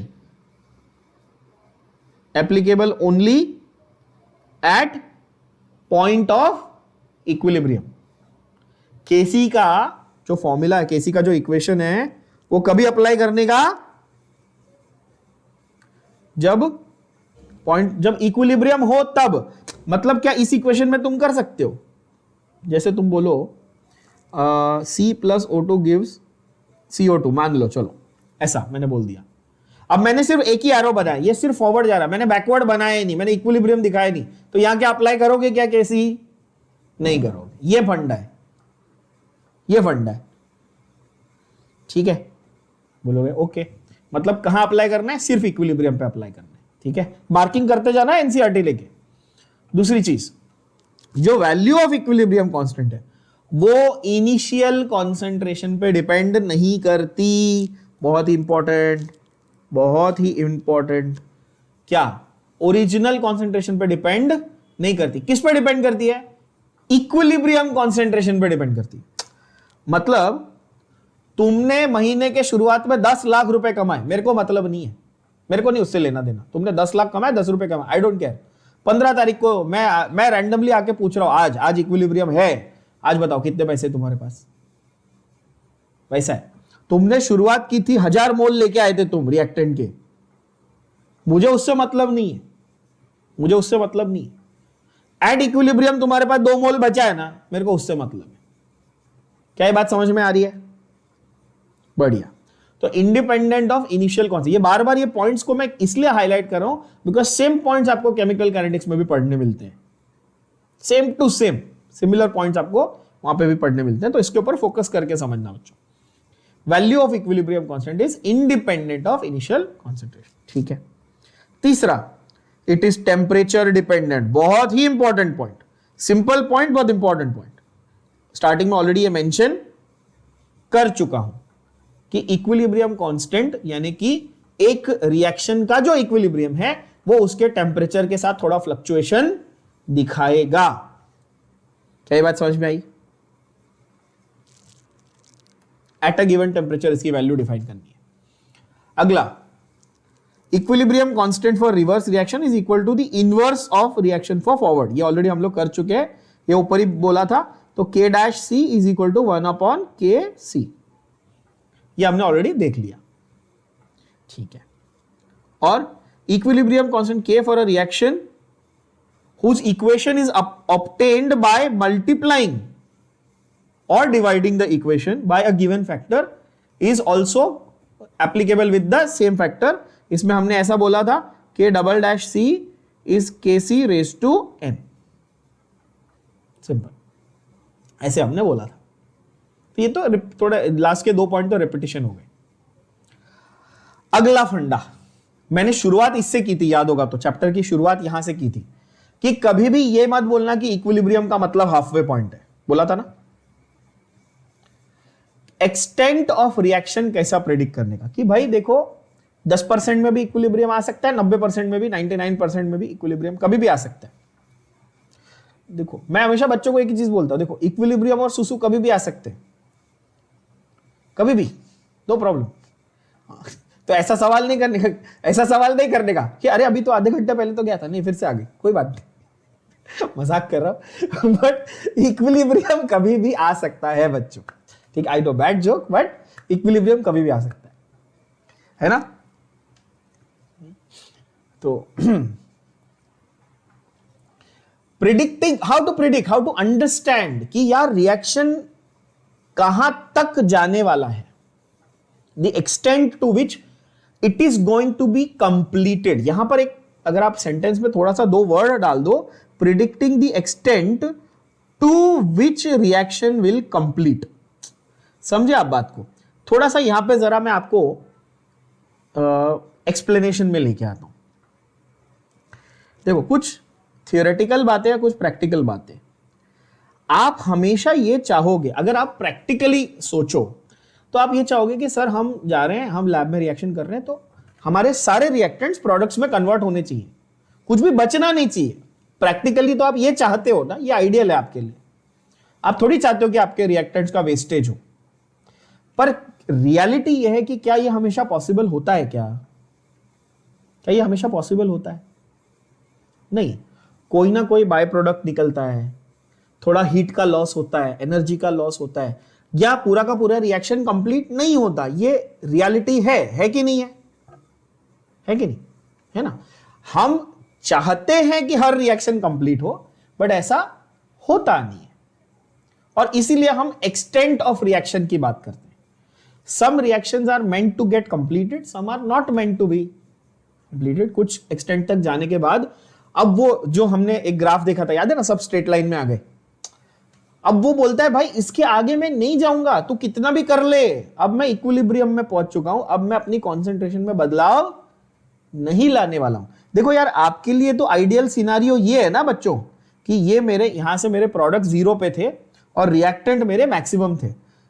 समझो मेरे पास 30 मिनट का, आधे घंटे का टाइम था, है ना। एक्स एक्सिस पे मेरा टाइम है और ये मेरा कॉन्सेंट्रेशन है। आप तो ये चाहते हो कि 30 मिनट के बाद प्रोडक्ट एकदम मैक्सिमम पहुंच जाए और रिएक्टेंट एकदम 0 पहुंच जाए। आप तो ये चाहते हो ना, सही है प्रैक्टिकली। पर होता क्या है आपके साथ रियलिटी में? ये होता है आपके साथ, दोनों एक पर्टिकुलर लाइन पे आके अब नहीं बोले नहीं, अब हम इतना ही मेंटेन रखेंगे, अब तुम कितना भी कर लो, इसके आगे हम नहीं जा रहे। यही तो बात है इक्विलिब्रियम की। और ये जो पॉइंट है जिसके आगे उन्होंने आगे जाना छोड़ दिया, वो तुम्हारा पॉइंट ऑफ इक्विलिब्रियम था। समझ पा रहे हो ये बात फिर से, है ना। तो हम उन सारे थियोरेटिकल केसेस की भी यहां पर डिस्कशन करने वाले हैं जो एक्सटेंट में शायद पूरे ना हो पाए। ठीक है, चलो। सो जो इक्विलिब्रियम कांस्टेंट है वो रिएक्शन के एक्सटेंट को अच्छी तरह इंडिकेट कर सकता है। क्या कर सकता है? रिएक्शन के एक्सटेंट को क्या कर सकता है? इंडिकेट कर सकता है। यानी कि अगर इक्विलिब्रियम कांस्टेंट की वैल्यू बड़ी है तो आप बोल सकते हो कि रिएक्शन ऑलमोस्ट, पक्की बात है कि वो पूरा कंप्लीट या एटलीस्ट 99%, 99.9% कंप्लीट होगा। बात को समझना, मैंने क्या बोला? जिस रिएक्शन के केसी की वैल्यू बहुत ही बड़ी है, बड़ी वैल्यू है, पॉजिटिव, लार्ज पॉजिटिव वैल्यू है, इसका अर्थ यह, इसका मतलब यह है कि वो रिएक्शन कंप्लीशन तक पहुंचेगा। क्या ये बात समझ में आई? वाइस वर्सा, इसका उल्टा अगर आप देखो कि जिस रिएक्शन के केसी की वैल्यू बहुत ही छोटी है तो वो शुरू होते ही खत्म हो जाएगा। क्या होगा? शुरू होते ही खत्म हो जाएगा, मतलब उसका एक्सटेंट ज्यादा नहीं होने वाला। क्या ये बात जा रही है आपके दिमाग में? क्या ये बात आपके दिमाग में जा रही है? तो यहां पर देखो, हम लोग टेक्निकल भाषा में उसको कैसे डिफाइन करेंगे। If Kc is greater than 10⁻3, मतलब केसी की वैल्यू 1000 से ज्यादा है। केसी की वैल्यू 10⁻3 मतलब 1000 ना बच्चों। केसी की वैल्यू अगर 10,000 से ज्यादा, ये एक्सपेरिमेंटली प्रूव किया गया।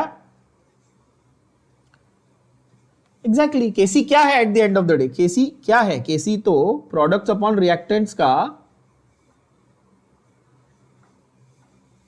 तो अगर न्यूमरेटर बड़ा है तो केसी की वैल्यू बहुत बड़ी है, मतलब प्रोडक्ट बहुत ज्यादा बन रहे, रिएक्टेंट ना के बराबर है, मतलब कि भाई वो नियरली कंप्लीशन तक पहुंचा है। आप इसको मैथमेटिकली भी प्रूव कर सकते हो। तो KC is very large, which means reaction will almost guaranteed, it is guaranteed that it will reach completion. जैसे कि फॉर एग्जांपल पानी का बनना, हाइड्रोजन विद ऑक्सीजन, केसी की वैल्यू देख रहे हो, पागल, मतलब 10⁻47, भाई एवोगाड्रो नंबर का भी डबल से भी ज्यादा, 10⁻23, 10⁻46, उसका 47 बड़ा नंबर है। ये 10⁻31 हाइड्रोजन क्लोराइड का फॉर्मेशन है ना। तो इन सब रिएक्शन की गारंटी है कि ये कंप्लीट होंगे। इनको आप जनरली रिवर्सिबल नहीं लिखते क्योंकि आपको पता है ये प्रोडक्ट्स, ये फॉरवर्ड ही जाना पसंद कर रहे हैं। और ये सारी एक्सपेरिमेंट्स हम प्रैक्टिकली कर रहे हैं ना लैब में, हम रोज बना रहे हैं HCl, हम रोज बना रहे हैं HBr, तो हमको पता है ये प्रैक्टिकली फीजिबल है। ठीक है। केसी अगर लेस देन 10⁻, मतलब 1/1000 है। केसी कितना है? अगर 1/1000 है तो मतलब केसी बहुत ही छोटा है, तो रिएक्शन हार्डली, मतलब ये वो है जो तुम्हारे गली क्रिकेट में एक बच्चा होता है ना, जो दौड़ के आता है और फिर बॉल डालता है, फिर बॉल जाती नहीं है, दम तोड़ दिया गेंद ने, बैट्समैन तक पहुंची नहीं। मैं वो बॉलर था अपने जमाने में। हम ऑपोजिट ऑफ शोएब अख्तर थे हम। तो वो अगर केसी बहुत छोटा है तो रिएक्शन जो है वो शुरू होते ही खत्म हो जाएगा। ठीक है, यहाँ पे एक मीम डाल देना चाहिए। तो वाटर का जब रिवर्स रिएक्शन है, तो वाटर, इसीलिए अच्छी बात है कि पानी स्पॉन्टेनियसली डिसइंटीग्रेट नहीं हो रहा है कि लो अरे पानी था, अरे अरे हाइड्रोजन बन गया, अरे ऑक्सीजन बन गया, क्या चल रहा है, ऐसा नहीं हो रहा क्योंकि वो रिवर्स नहीं जाना चाहता। सही बात है। ओके, लेकिन यही अगर आप HI देखते, HI की टेंडेंसी है ना रिवर्स फटक से जाने की। हाँ, तो रिवर्स जाने की टेंडेंसी है उसकी, तो उसका पॉजिटिव वैल्यू है केसी का, है ना। ओके, तो केसी अगर इस रेंज में, कौन से 10⁻3 से 10, मतलब 1000 से लेके 0.001, इस रेंज में कहीं पे भी 0.001 से 0.001 टू 1000 के रेंज में अगर केसी कहीं भी मिले,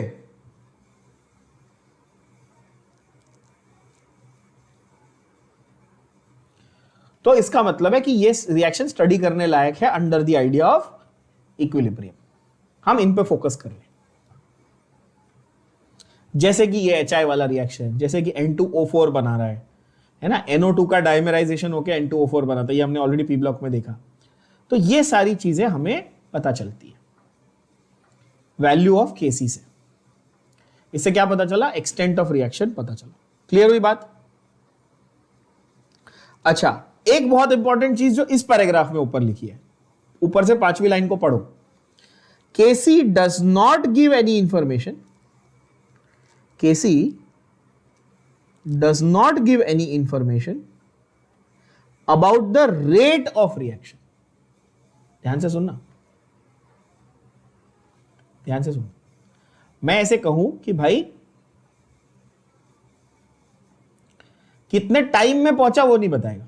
जैसे मैं बोलूं मेरे पास 1 तारीख को लाख रुपए थे, 10 तारीख को इक्विलिब्रियम मापा जाएगा। अब वो मैंने 10 तारीख को मैं बोला अच्छा मेरे पास सिर्फ 10,000 रुपए बचे, 90,000 खर्च कर दिए। अब हो सकता है वो 90,000 मैंने एक्चुअली एक ही दिन में खर्च किए हो, मैं जाके मैकबुक खरीद के ले आया, या हो सकता है मैंने 9 दिन में 10,000 करके खर्च किए। रेट नहीं बताएगा वो सिर्फ बताएगा इस दिन इतने पैसे हैं, मतलब कि एट दिस पॉइंट इतना बचा है, वो ये बताएगा। बात को समझो। अगर वो रेट बताने लगे तो वो रेट कांस्टेंट हो जाएगा ना, वो इक्विलिब्रियम कांस्टेंट थोड़ी रहेगा, तो वो केमिकल काइनेटिक्स हो जाएगा। समझ रहे हो बात को? ठीक है। Predicting the direction of the reaction. तो केसी हमारे दिमाग में क्लैरिटी के साथ बैठ गया। केसी के बारे में बहुत सारी चीजें हमको पता चल गई, ठीक है, उसके एप्लीकेशन भी समझ गए, उसके वेरिएशन भी समझ गए। एक्सटेंट तो ठीक था, एक्सटेंट मतलब कि कितना कंप्लीट होगा। अब है डायरेक्शन, कि उसकी टेंडेंसी क्या है, उसकी टेंडेंसी क्या है, क्या वो आगे जाना चाहता है, पीछे जाना चाहता है, राइट? वो कहो ना प्यार है वाला स्टेप थोड़ी कर रहा है वो ऋतिक वाला, कि बस वो यही आगे पीछे यही थोड़ी कर रहा है वो। उसको हर रिएक्शन का एक प्रेफरेंस होगा ना, हर रिएक्शन का क्या होगा, एक प्रेफरेंस होगा कि भाई अच्छा this reaction prefers to go in forward direction, this reaction prefers to go in backward direction. How will you जज that, how will you predict that? You will predict that on the basis of Q, capital Q, reaction quotient. तो equilibrium constant हमें extent बताता था, reaction quotient ये जो Q है ये हमें डायरेक्शन बताता है। क्या ये बात समझ में आ रही है? ऐसे लिख दूं मैं, Kc was telling me about extent, Q will tell me about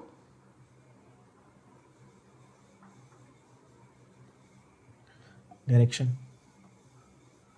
है ना? क्या है Q? अब सवाल ये Q क्या है, ठीक है? तो Q है Q you can write A Q और QC, ठीक है, वो या QP। अगर कॉन्सेंट्रेशन के टर्म्स में लिखोगे तो QC, प्रेशर के टर्म्स में लिखोगे तो QP। ये Q क्या है जरा देखते हैं। Q is the same equation. अब यहां पर का बच्चे या तो किसी को बहुत अच्छे से समझ में आता है या बहुत कंफ्यूज हो जाते हैं। आई एम श्योर आप लोग को अच्छे से समझ में आएगा, समझा दूंगा। रिएक्शन का जो पूरा फॉर्मेट है ना वो सेम ही है, रेशियो भी सेम है, सब कुछ सेम है। ये नॉन इक्विलिब्रियम कंडीशंस पे डिफाइंड है। बस Q जो है ना वो कब डिफाइंड है, कभी भी ऐसा, मतलब रैंडम। ये ऐसा है कि मतलब हाँ गाड़ी साइडला लावा, हाँ लाइसेंस दाखवा, तुमने सिग्नल नहीं तोड़ा है, रैंडम चेकिंग। ये वैसा है कि कभी भी उठा के पूछा अरे बताओ कितना रिएक्टेंट बचा, बताओ, हाँ कितना बचा है, चलो डिवाइड करो, रेशियो बताओ। तो क्या मैं ये बोल सकता हूं कि इन दोनों के बीच में कुछ रिलेशन है? हाँ, रिलेशन ये है कि इन दोनों के जो इक्वेशन है ना mathematically they are the same, just the values I am going to use they are different. क्या ये बात समझ में आई? इक्वेशन क्या है? इक्वेशन वही है अभी भी हमारा ट्राइड एंड टेस्टेड इक्वेशन, क्या? CC D AA BB, यही इक्वेशन है अभी भी। जब ये एट इक्विलिब्रियम हो जाए तो Kc है, और एट नॉन इक्विलिब्रियम अनकंडीशन हो जाए तो QC है। सही बात है? क्या ये बात समझ में आई?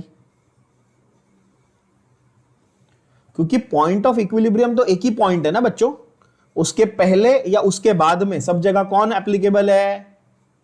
QC एप्लीकेबल है, Q एप्लीकेबल है। करेक्ट है बात? तो अब जरा देखो टेक्निकल भाषा में, टेक्स्ट बुक में कैसा लिखा है। For a general reaction AA plus BB के CC plus DD, QC is this. तो कंफ्यूजन तो नहीं है आप लोगों को किसी को भी? कि क्यूसी का इक्वेशन केसी के जैसा ही क्यों है, क्योंकि भाई इक्वेशन तो सेम ही रहेगा, फर्क ये है कि ये इक्विलिब्रियम पे नहीं है। ये कंपैरिजन के लिए हम लोग देख सकते हैं। अच्छा, अगर क्यूसी केसी से ज्यादा हो गया, क्यूसी की वैल्यू केसी से ज्यादा हो गई, समझो बात को, क्यूसी की वैल्यू क्या हुई, केसी की वैल्यू से ज्यादा हो गई। If QC is greater than KC तो रिएक्शन जो है वो रिवर्स चला जाएगा। क्यूसी लेस देन केसी होगा तो सीधी बात है। अब इसमें भी बच्चे कई बार गड़बड़ कर देते हैं, सर मैं उल्टा लिख के आ गया। अरे क्यों उल्टा लिख के आ गया, क्यों कंफ्यूज हो रहा है? सिंपल है, देख यहां पे केसी जो है अगर ये ज्यादा है तो फॉरवर्ड को प्रेफर करता है, बरोबर है, कर चुके हैं ना, केसी लार्ज फॉरवर्ड, केसी है लार्ज है तो फॉरवर्ड जाएगा, तो केसी बड़ा है तो फॉरवर्ड जा रहा है, केसी छोटू है तो रिवर्स जा रहा है। क्या ये बात समझ में आई? कंफ्यूजन का कोई स्कोप ही नहीं। और एट इक्विलिब्रियम क्या होगा? एट इक्विलिब्रियम क्यूसी और केसी सेम होंगे। यस, एट इक्विलिब्रियम क्या होगा? क्यूसी और एट इक्विलिब्रियम तो नाम अलग अलग है लेकिन है एक ही,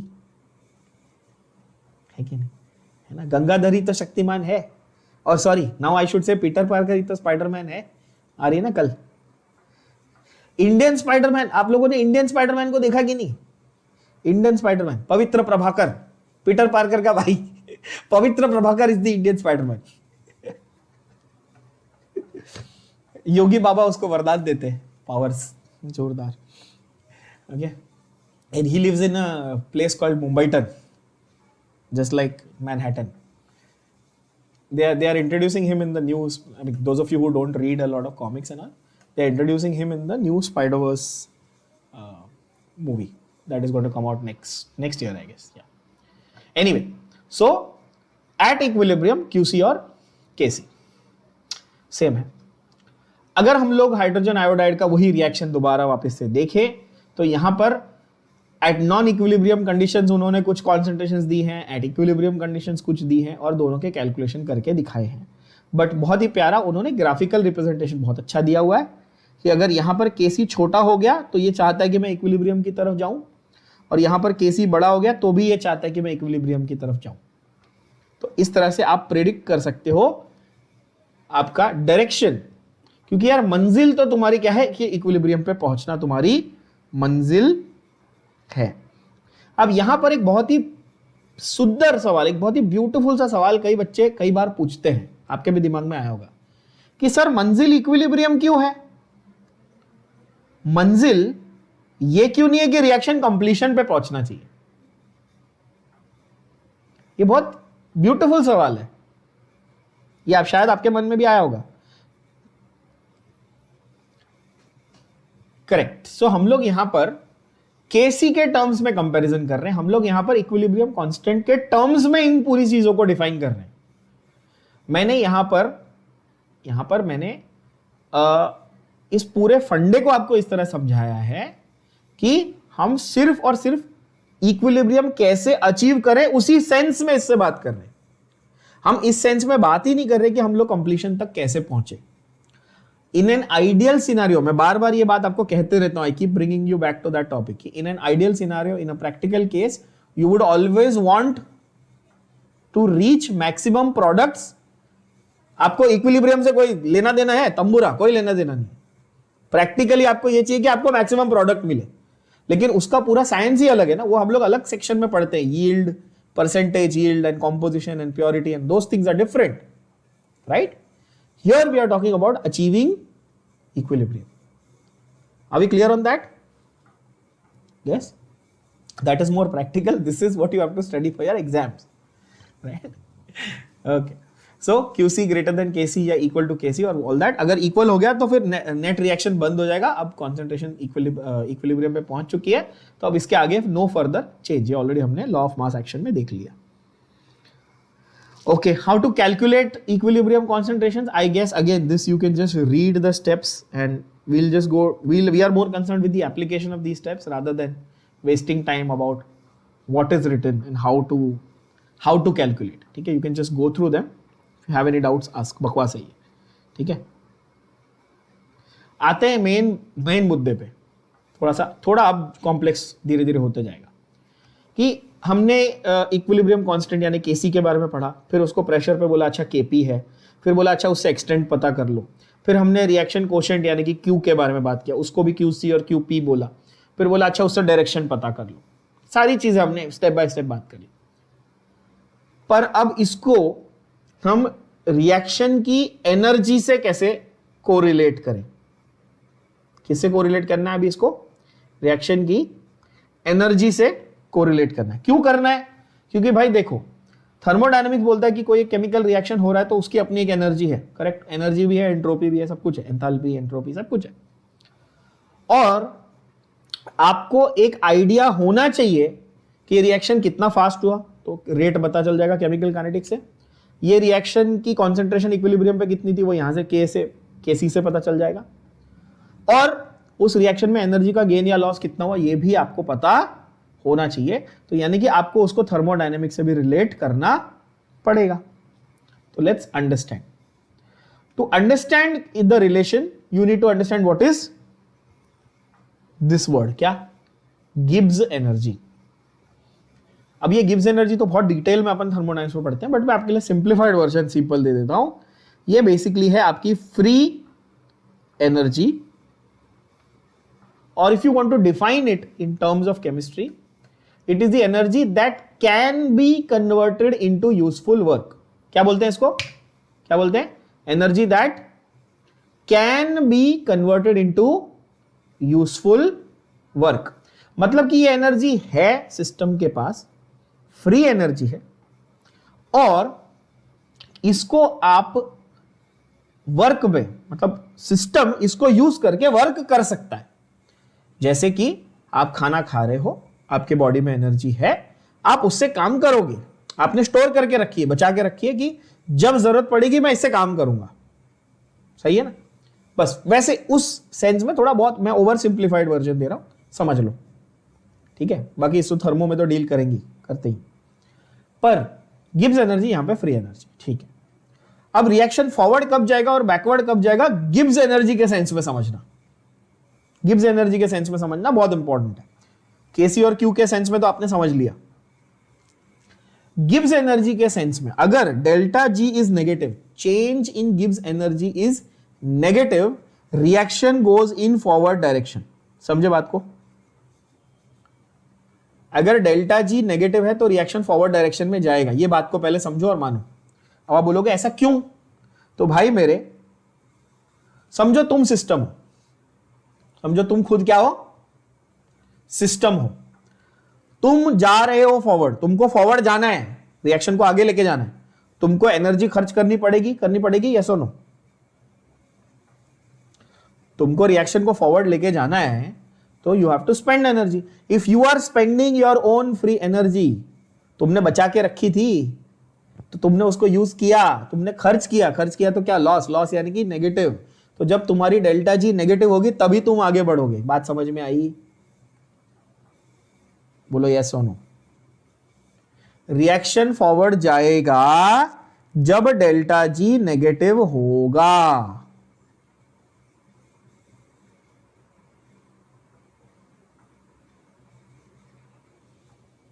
system is spending the energy आगे जाने के लिए, सही है, बोलोगे ओके, काफी सिंपल है। अगर नाउ नेक्स्ट पॉइंट, अगर आपका उल्टा कर लो, अगर डेल्टा जी पॉजिटिव है तो रिवर्स रिएक्शन है ना। तो क्या होगा, अगर डेल्टा जी नेगेटिव है तो फॉरवर्ड जा रहा था, डेल्टा जी पॉजिटिव है तो रिवर्स रिएक्शन, है कि नहीं, यस। अच्छा, इसको अगेन थर्मोडायनेमिक्स के सेंस में अगर बोलो तो आप फॉरवर्ड बैकवर्ड की जगह, देखो इक्विलिब्रियम के सेंस में आप हमेशा फॉरवर्ड रिवर्स ये वर्ड यूज करते हो, तो थर्मोडायनेमिक्स इसको स्पॉन्टेनियस और नॉन स्पॉन्टेनियस बोलता है। क्या बोलता है, स्पॉन्टेनियस और नॉन स्पॉन्टेनियस। इसका भी मतलब बहुत बच्चों को नहीं समझ आता, सैडली। इंग्लिश मीडियम में पढ़े हुए बच्चों को भी नहीं समझ में आता, बट अपन समझ लेते हैं सिंपल भाषा में। The word spontaneous means what?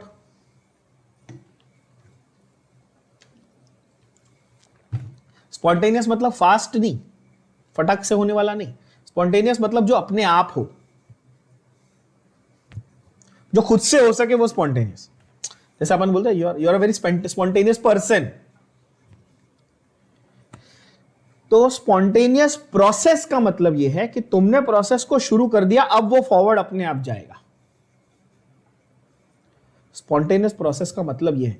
कुछ बच्चे इसको बहुत ही गलत सेंस में समझ लेते हैं कि स्पॉन्टेनियस मतलब ये रिएक्टेंट A1 है, ये रिएक्टेंट 2 है, बस इसको नजदीक लाने, ये धूम करके साथ में रिएक्ट कर लेगा तो ये स्पॉन्टेनियस। ना भैया ना, दैट इज ऑल्सो स्पॉन्टेनियस। मतलब वो नजदीक लाए और रिएक्ट किया, वो तो स्पॉन्टेनियस है, ठीक है। पर कोई ऐसी चीज जिसको आपने शुरू करके छोड़ दिया और वो अपने आप फॉरवर्ड जा रही है, तो उसको भी आप स्पॉन्टेनियस बोलोगे। आपको कंसिस्टेंटली एनर्जी प्रोवाइड नहीं करनी पड़ रही। एक एग्जांपल लो, ये पानी है, मैं इसको एक बार लाइटर दिखाऊं, ये वुफ करके बॉयल हो जाएगा क्या? नहीं ना, मेरे को कॉन्स्टेंटली हीट करना पड़ेगा ना। तो पानी का बॉयल होना स्पॉन्टेनियस नहीं है, क्योंकि मेरे को एक लंबे अरसे तक, लंबे टाइम तक हीट करते रहना पड़ेगा। ऐसा नहीं अच्छा हाँ लाइटर दिखा, हाँ बस साइड में हो गया, अब ये हो जाएगा, ऐसा थोड़ी। लेकिन माचिस के साथ करोगे या पेपर के साथ करो तो एक बस चिंगारी दिखा दो, वो आगे चला जाएगा, स्पॉन्टेनियस, ठीक है। या जो बिना माचिस जलाए भी जल जाए, वो भी स्पॉन्टेनियस ही होगा, है ना। जैसे सोडियम को, बस सोडियम को निकाल के रख दो, तुमने कुछ नहीं किया, हो गया, वो भी स्पॉन्टेनियस ही है। बट थर्मोडायनेमिक्स बोलता है जो जिसकी फॉरवर्ड जाने की बहुत अच्छी टेंडेंसी है ना, वो स्पॉन्टेनियस है, अपने आप जा रहा है, तुम नहीं भेज रहे हो, अपने आप जा रहा है। और थर्मोडायनेमिक्स ये भी बोलता है कि जिसकी रिवर्स जाने की टेंडेंसी है वो नॉन स्पॉन्टेनियस है, अपने आप नहीं जाएगा, थोड़ी सी तुमसे एनर्जी मांगेगा भाई, राइट, वो नॉन स्पॉन्टेनियस है, ठीक है। रिवर्स, अगर डेल्टा जी 0 है मतलब इट हैज अचीव्ड इक्विलिब्रियम। तो क्या यहां पे हमने इक्विलिब्रियम को थर्मो से कोरिलेट किया इन terms of delta G, in terms of delta G. और इसीलिए अगर आप देखो कि डेल्टा जी यानी कि change of Gibbs energy 0, which means there is no longer any free energy available. इसलिए मैंने ये वर्ड लिखा, समझ में आया कि उसके पास कोई ताकत, कोई शक्ति बची ही नहीं है, कोई उसमें एनर्जी बची ही नहीं है to drive the reaction forward और backward for that matter. Give up, मतलब हो गया, खत्म, है ना। अच्छा, अब इसमें मैथमेटिकल एक्सप्रेशन कैसा है जरा देख लेते हैं फटाक से। तो delta G is delta G, यहां पे वो जो ऊपर है ना वो नॉट है, वो डेल्टा जी नॉट ऐसा लिखना है एक्चुअली उसको, ठीक है। वो लोग ने 0 और फिर माइनस साइन ऐसा क्यों लिखा है पता नहीं। हाँ, थर्मोडायनेमिक्स में तो ये है करेक्ट। तो delta G is delta G not plus R T into natural log of Q, ठीक है। इसको हम लोग डिराइव भी करके देखेंगे थर्मो में ऑफ कोर्स, बट यहां के लिए अभी इसको पहले बॉक्स करके रख लो। ये इंपॉर्टेंट इक्वेशन बनता है इस चैप्टर में भी, जहां पर, और जब मैं अगर हम लोग एंट्रेंस एग्जाम की बात करें, और यहां पर ही मेन मुद्दा है। देखो यार, बोर्ड्स में ना वो आपको एक चैप्टर का एक स्पेसिफिक न्यूमेरिकल पूछते हैं, लेकिन जब हम लोग खास करके जेई मेंस, नीट हो गया, एडवांस हो गया, ये सारे जो मतलब मेंस और नीट में हमेशा कहता हूँ सेम लेवल पे ही है, या एडवांस की बात करें तो एडवांस में क्या होगा कि वो 2-3 अलग अलग चैप्टर्स के कंबाइंड क्वेश्चन बनाने की कोशिश करते हैं, कॉन्सेप्ट्स को ओवरलैप करके। तो ऐसे कॉन्सेप्ट वहां पर बहुत इंपॉर्टेंट हो जाते हैं कि थोड़ा थर्मो का लिया, थोड़ा सा उसमें केमिकल इक्विलिब्रियम लिया, उसमें 1 चम्मच मोल कॉन्सेप्ट डाला, उसमें आधा चम्मच उन्होंने हाइड्रोकार्बन्स डाल दिया और फिर कुछ घुमा के बनाया, ठीक है। वैसे क्वेश्चन एडवांस में बनते हैं। तो ये सारे कॉन्सेप्ट जो हैं, जो को रिलेशन वाले हैं, इस पर आपको बहुत फोकस करना है अगर आप जेई के हिसाब से प्रिपरेशन ज्यादा फोकस्ड हो तो, है ना, एडवांस के हिसाब से मेनली। और मेंस में तो डायरेक्ट क्वेश्चन आते हैं, वैल्यूज दी रहेगी और न्यूमेरिकल आएगा, ठीक है, कुछ नहीं। ओके, तो वेयर डेल्टा जी नॉट, अगर ये नॉट क्यों अगर मैं फोकस करूं इसके ऊपर, तो ये मतलब कि स्टैंडर्ड कंडीशंस है। स्टैंडर्ड कंडीशंस आपको पता ही है कि भाई एनटीपी एसटीपी जो भी है, मतलब वो स्टैंडर्ड कंडीशंस, ठीक है। Just give me 1 second. हाँ, yes, okay. Then at equilibrium क्या होगा, डेल्टा जी 0 होगा और Q will become equal to KC, तो इसीलिए delta G will become this RT into natural log of K. So delta G will become minus RT natural log of delta G naught will become minus RT natural log of K. If you take anti-log on both sides, you will get K is equal to e raised to minus delta G naught by RT. Now this is again at standard conditions or non-standard conditions. ध्यान से देखो, obviously this is at standard condition because यहां पर delta G not है.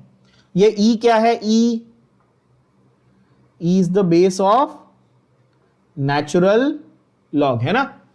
E is the base of natural log. सबको पता होना चाहिए ये बात. आप इसको सॉल्विंग करोगे लॉग टेबल के हिसाब से तो आप 2.303 से मल्टीप्लाई करके लॉग टू द बेस 10 में कन्वर्ट कर लोगे. सीधी बात है. अगर delta G less than zero, यानी कि लेस देन जीरो मतलब नेगेटिव है, तो फिर ये ओवरऑल वैल्यू क्या हो जाएगी? डेल्टा जी खुद नेगेटिव है ना? तो फिर ओवरऑल माइनस ऑफ नेगेटिव, यानी कि ओवरऑल वैल्यू क्या हो जाएगी? पॉजिटिव, यानी कि के हो जाएगा ग्रेटर देन 1. तो ये मैथमेटिकली भी आप प्रूव कर सकते हो कि अच्छा के जैसे पॉजिटिव पे आया तो रिएक्शन फॉरवर्ड डायरेक्शन में चला जाएगा. सही है. और अगर delta G greater than zero है तो ये ओवरऑल वैल्यू नेगेटिव है, यानी कि के की वैल्यू लेस देन 1 है, विच इंप्लाइज नॉन स्पॉन्टेनियस, यानी कि ये बिकॉज के अभी जीरो नहीं हुआ. आप देख सकते हो लेस देन 1 बोला उन्होंने, लेस देन जीरो नहीं बोला है. तो ये फॉरवर्ड जाएगा, बट ये ऐसा मतलब मैंने बोला ना दम तोड़ने वाला, forward to a very small extent, ना के बराबर. ठीक है. इसमें ये मत बोल देना कि इसको रिवर्स है. इसलिए हम लोग क्लैरिटी के साथ ये नहीं बोल सकते कि डेल्टा जी जब पॉजिटिव है तो रिवर्स ही होगा, मतलब कि ना के बराबर फॉरवर्ड जाएगा. फॉर प्रैक्टिकल पर्पसेस बोल सकते हो कि ठीक है रिवर्स, फॉर प्रैक्टिकल पर्पसेस. ठीक है ना? Goes forward to a very small degree, ऐसा समझ लो. तो ये हुआ हमारा किससे रिलेशन? गिब्स एनर्जी, यानी कि थर्मोडायनेमिक्स से रिलेशन हो गया. ओके. अब आते हैं हम लोग कि भाई कौन से फैक्टर से ये इक्विलिब्रियम अफेक्ट होंगे. प्लीज बता रहा हूं फिर से कि थर्मोडायनेमिक्स के ये वाले इक्वेशन को नोट करके रखना, गड़बड़ नहीं करना. और अगर सिर्फ स्टैंडर्ड कंडीशंस में आपको चाहिए तो ये वाली स्टैंडर्ड कंडीशंस वाली पूरी इक्वेशन को आप नोट कर लेना, मार्क करके रखो. नहीं तो क्या होगा, रीडिंग करते हो रियलाइज होगा कि 20 पेज और 20 में से 2 पेज भी काम के नहीं है. मार्किंग ध्यान से करते रहना. ओके. अभी factors, what are the factors on which this whole idea of equilibria और इक्विलिब्रियम डिपेंड्स. किस पे डिपेंड कर रहा है? तो मैंने शुरू again starting of the lecture में या पहले इस चैप्टर के स्टार्टिंग में भी यही कहा था कि व्हाट इज आवर गोल. हम प्रैक्टिकली क्या चाहते हैं? हम मैक्सिमाइज करना चाहते हैं कि भाई प्रोडक्ट ज्यादा से ज्यादा बने. क्या ये बात सही है? हम तो यही चाहते हैं ना हमेशा. तो हम क्या करेंगे कि हमने पूरी इक्विलिब्रिया को समझ लिया, हमने केमिकल इक्विलिब्रिया को पूरी तरह समझ लिया, हमने उसके फैक्टर्स को स्टडी कर लिया, और हम अब नेक्स्ट स्टेप में हमारा ये कोशिश होगी, हमारा एंडेवर होगा कि हम किसी ना किसी तरीके से रिएक्शन को फॉरवर्ड पुश करते रहें to the extent that everything gets converted into product. अब उसके लिए हमने 1000 जुगाड़ निकाले, हमने कैटलिस्ट निकाला, टेम्परेचर निकाला, कंडीशंस निकाली, बहुत कुछ किया. हम यील्ड बढ़ाने के लिए हमने क्या किया? Overall to obtain maximum yield of products. पहली बात तो हमारे ये क्या है, हमारे गोल्स क्या क्या हैं? हमारे गोल्स हैं, पहली बात तो हमको मैक्सिमम यील्ड चाहिए, सबसे इंपॉर्टेंट. ठीक है. दूसरा कि हमें ज्यादा टेम्परेचर और ज्यादा प्रेशर के नाटक नहीं चाहिए, मतलब माइल्ड टेम्परेचर हो ठीक है, थोड़ा बहुत प्रेशर कंडीशंस लगाना पड़े ये भी ठीक है. हम ये नहीं चाहते कि हम लैब में बहुत ज्यादा हाई टेम्परेचर या बहुत ज्यादा हाई प्रेशर लेकर काम करें, ऑब्वियसली, है ना? तो हमारे लिए माइल्ड टेम्परेचर और माइल्ड प्रेशर कंडीशंस भी उतने ही इंपॉर्टेंट है. हमारे पास कैटलिस्ट का ज्यादा खर्चा नहीं होना चाहिए, ये भी हमारे लिए इंपॉर्टेंट है. और हमारे लिए ओवरऑल जो टाइम ऑफ प्रोडक्शन है वो कम होना चाहिए. ओवरऑल क्या? Time of production. देखो टाइम इज मनी. तो हम लोग इसके आगे जो भी चीजें पढ़ने वाले हैं उसमें हमारा गोल सेट है. हमारा गोल ये है कि यील्ड बढ़ाओ, टेम्परेचर प्रेशर जितना कम से कम मतलब चेंजेस कर सको वो उतना अच्छा, और टाइम कम लगे और मैक्सिमम प्रोडक्ट बने, पैसा कम खर्चा हो, ये तरीके से स्टडी करो. क्या ये बात भेजे में जा रही है? ठीक है. तो यहां तक ही कंप्लीट कर लेते हैं. इसके आगे का जो ली चार्टेलियस प्रिंसिपल है और how to bring it forward वो अगले सेशन में करें।